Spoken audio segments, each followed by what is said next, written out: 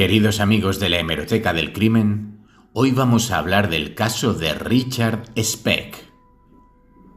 Estadounidense, nacido el 6 de diciembre de 1941 en Kirkwood, Illinois, formaba parte de una familia numerosa de 8 hermanos en la que él era el séptimo hijo. Particularmente, Speck estaba unido a su hermana pequeña, Caroline, y a su padre Benjamin, un hombre sobrio, granjero y que en esos años trabajaba como empaquetador para una empresa local. Su vida había transcurrido con total normalidad hasta la muerte de su padre cuando él tenía 6 años. Este fallecimiento, a finales de 1947, cambió su destino. Su madre, Mary Margaret, tenía que mantener a 8 hijos completamente sola, así que cuando en 1950 conoció a Richard Lindbergh, un vendedor de seguros, alcohólico, con problemas de ira y con un registro de 25 años de antecedentes criminales, no dudó en casarse con él. No fue su mejor elección. Su carácter agrio generaba disputas en las que la madre acababa casi siempre con alguna marca en el cuerpo. Richard no soportaba a su padrastro y empezó a odiarlo. Por suerte para la familia, este los abandonó cuando él era adolescente. Además de las escenas de maltrato que tuvo que soportar, este niño padeció diversos problemas. Con 3 años padeció una neumonía que le cortó el riego sanguíneo hasta el cerebro. A los 5 sufrió un accidente al golpearse en la cabeza con un martillo de carpintero mientras jugaba. Con 10 años se cayó de un árbol y estuvo inconsciente al menos 90 minutos. Al año siguiente, mientras corría por la calle distraído, se dio un fuerte golpe en la cabeza con la barra de hierro del toldo de una tienda. A los 14 años se cayó de la bicicleta y de nuevo de un árbol y una vez más perdió la conciencia. Su infancia de maltratos y todos estos accidentes en la zona de la cabeza dejaron en Richard una huella indiscutible que contribuyó, de alguna manera, a la creación de una personalidad que lo impulsaba a cometer delitos y agresiones. Es como si no pudiese evitar meterse en líos. Las drogas y el alcohol tampoco ayudaron, y empezó a consumirlas a los 12 años. Uno de sus antiguos profesores de escuela declaró tras los asesinatos: «Parecía como perdido y daba la impresión de que no se enteraba bien de lo que ocurría. Jamás lo vi sonreír. Nadie podía llegar hasta él, era un solitario. Parecía estar siempre en la niebla, resentido y triste. No tenía amigos en clase». De hecho, jamás acabó los estudios y su carrera fue la calle. Se dedicó a delinquir y desde muy pequeño fue engrosando un variopinto historial policial. Compaginaba delitos de poca monta con trabajos como basurero, camionero, carpintero o granjero. El accidente cerebral sufrido durante su infancia, agravado por los frecuentes golpes en la cabeza, supuso un antes y un después para Richard. Tampoco ayudaron la infinidad de peleas en las que se metía de adulto. Una de ellas ocurrió tras un intento de robo. La policía fue a apresarlo, el delincuente se resistió y lo golpearon 8 veces en la cabeza con una barra de hierro. A partir de aquí comenzó a sufrir fuertes jaquecas que solo podía apaciguar la ingesta de alcohol. Esto era un arma de doble filo, ya que el alcohol lo volvía soberbio e irascible. «Empecé a pensar que la gente me maltrataba sin ton ni son», atestiguó durante su interrogatorio. Solo podía contener esa ira estando sobrio, porque cuando estaba ebrio su comportamiento violento se disparaba. Con 18 años pegó a su madre. A los 20 se casó con Shirley, una joven de 15 años con quien tuvo una hija, Robbie Lynn. El mismo día que nació su hija, Speck estaba en prisión cumpliendo una sentencia de 22 días por pelearse en un bar. En los años posteriores continuaría con delitos como atracos a ultramarinos o el asalto con cuchillo a una mujer en un parking. Las salidas y entradas en prisión las combinaba con un consumo reiterado de alcohol y drogas y el eventual divorcio en 1966 de su mujer, a la que maltrataba. El trauma del segundo matrimonio de su madre, que le amargó la vida, y la multitud de accidentes que tuvo hicieron que germinase en su interior una aterradora misoginia que a duras penas controlaba. Años después llegó a atacar a una prostituta de Dallas. En una ocasión confesó a un amigo suyo que mataría a Shirley, aunque sea lo último que haga en la vida, añadió. Aunque también llegó a afirmar: «Me gustan las chicas, yo no haría daño a una mujer». En realidad no era así. Aquel odio lo proyectaba en todas las mujeres que lo rodeaban. Richard decidió mudarse a Chicago.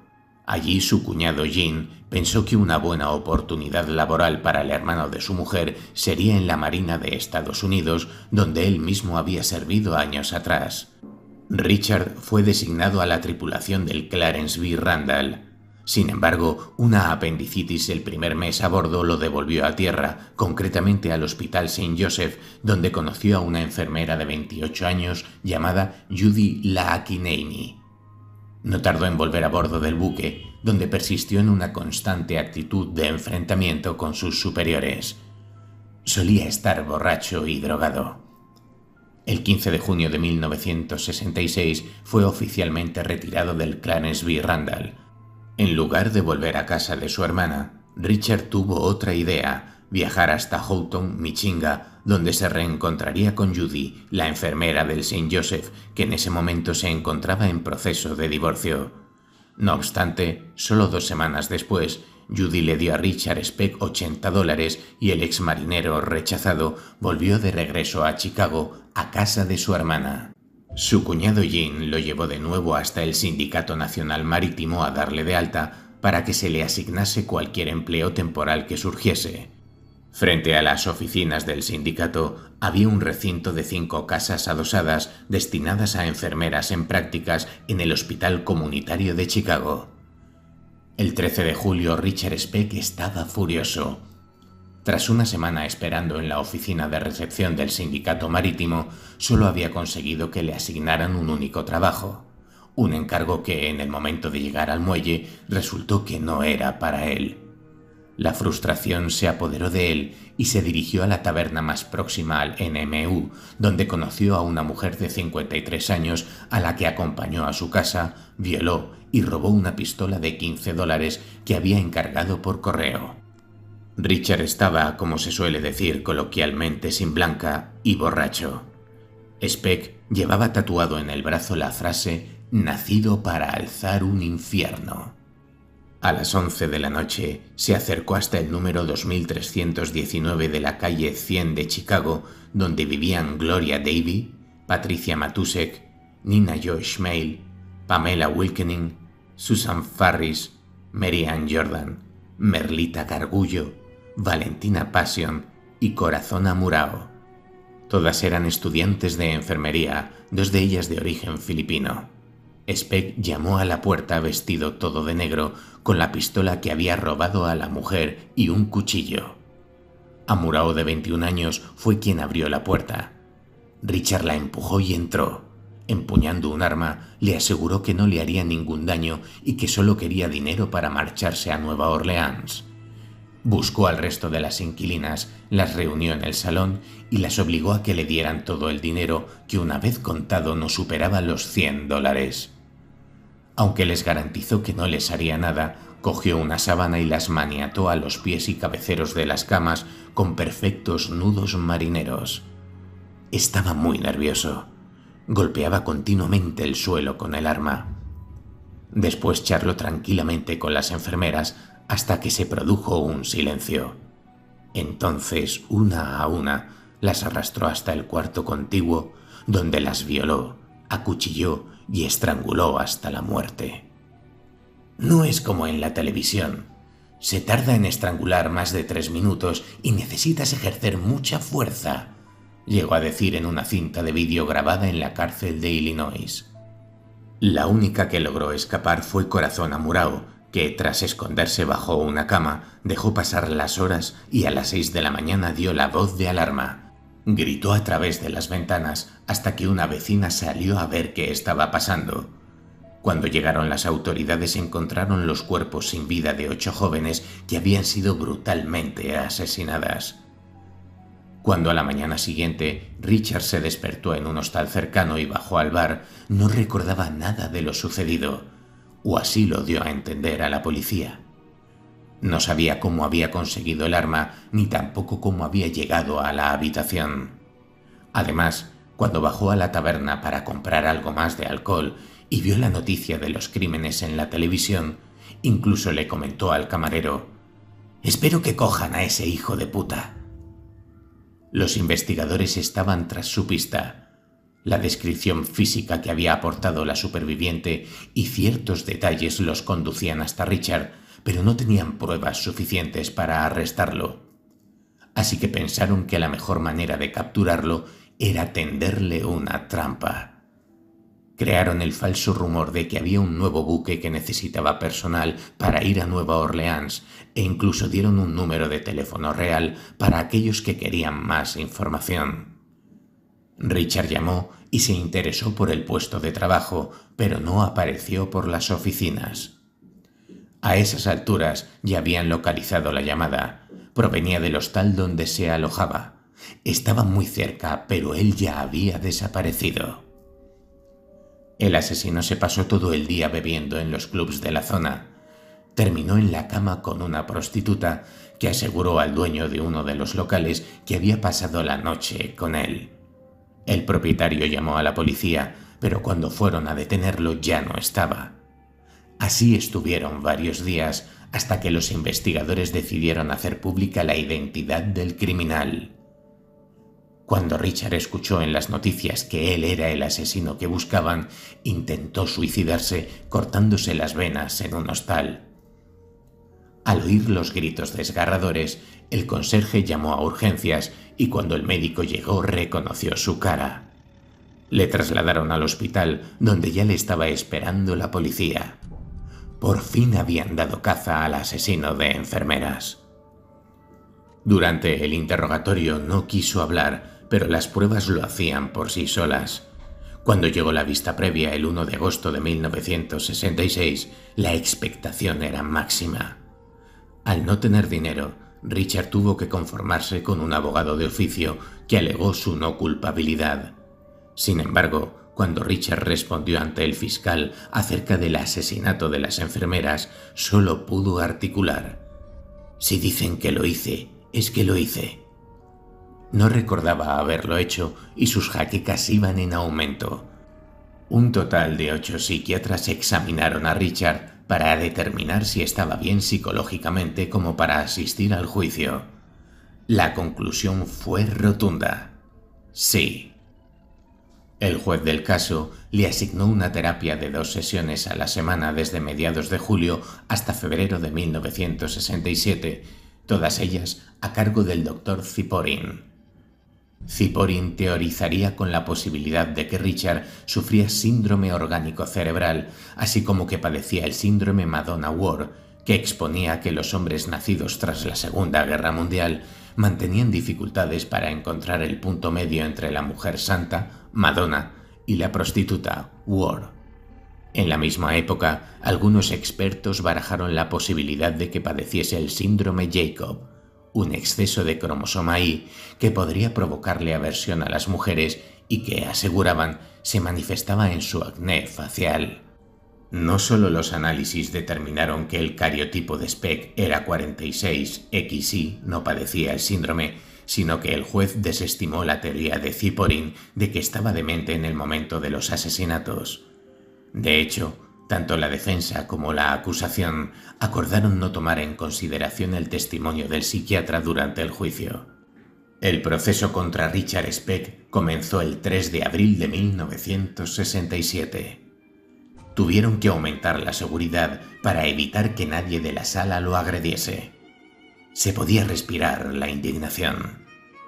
Después de escuchar el testimonio de Corazón Amurao y de aportar las pruebas físicas pertinentes, el 15 de abril, el jurado encontró al acusado culpable de los 8 asesinatos. Lo condenaron a morir en la silla eléctrica. La fecha de la ejecución se fijó para el 22 de noviembre de 1968. No obstante, tras varios años de pruebas médicas intentando probar la existencia del síndrome Jacob y tras presentar un largo recurso en la Corte Suprema de Illinois, la condena de Speck pasó de pena de muerte en 1967 a una condena de 400 a 1200 años de cárcel. Fue un golpe de suerte. Solo 4 meses antes, la misma Corte sentó precedente al declarar inconstitucional la pena de muerte contra William Furman en el estado de Illinois. Así pasó Speck a convertirse durante décadas en el Birdman de la prisión de Stateville. Allí, en 1978, reconocería por primera vez públicamente y a través de una entrevista para el periódico Chicago Tribune que era el autor de la masacre. «No albergo ningún sentimiento sobre aquella noche. Dijeron que había sangre por todas partes. Yo no lo recuerdo. Fue como si nada... Estoy verdaderamente arrepentido. Por esas niñas, por sus familias, por mí. Si volviera allí otra vez, lo convertiría en un simple atraco. Al pueblo de Estados Unidos solo decirles que sigan odiándome. Sé que eso mantiene su moral alta y, la verdad, yo no sé qué haría si no fuera así».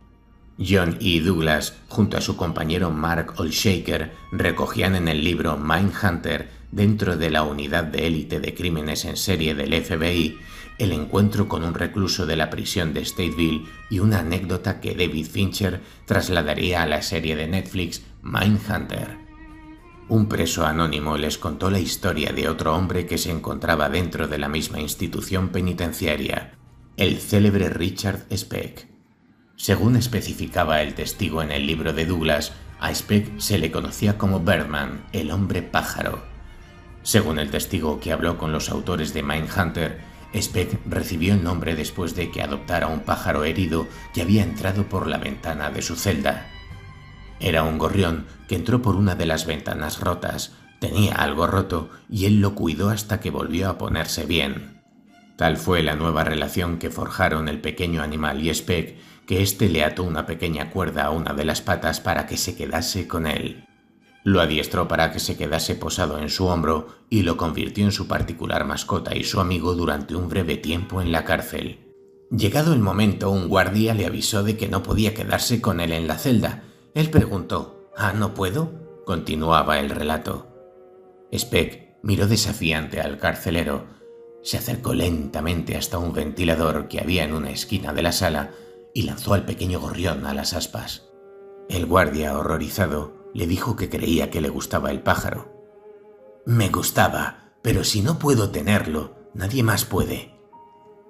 El asesino de enfermeras, después de ir de prisión en prisión, murió de un ataque al corazón el 5 de diciembre de 1991. Hoy por hoy, nadie conoce dónde fue enterrado su cuerpo. Su hermana quiso que se mantuviese en secreto. Richard Speck en la cultura popular. Cine y televisión. El director de cine japonés Koji Wakamatsu se inspiró en él para su película Ángeles Violadas de 1967. La película Al filo de la medianoche de 1983, protagonizada por Charles Bronson, está inspirada en Richard Speck. El director y guionista Ryan Murphy se inspiró en el caso para una de las tramas de la primera temporada de la serie de televisión American Horror Story. El personaje de Speck es entrevistado en el 9º episodio de la serie Mindhunter. La figura de Speck conformaba la base histórica del episodio de la 5ª temporada de Mad Men, Mystery Date. También fue objeto de un capítulo en la miniserie documental Murder Made Me Famous de 2019 como el asesino de enfermeras, 7ª temporada, 5º episodio, dirigido por Brad Osborne. Richard Speck en la música. La banda estadounidense Cheap Trick, en su álbum homónimo de 1977, compuso el tema The Ballad of TV Violence, dedicado a Richard Speck. Y hasta aquí, queridos amigos, el terrible caso de Richard Speck, el asesino de enfermeras. Una vez más queda demostrado que en la vida real los monstruos existen.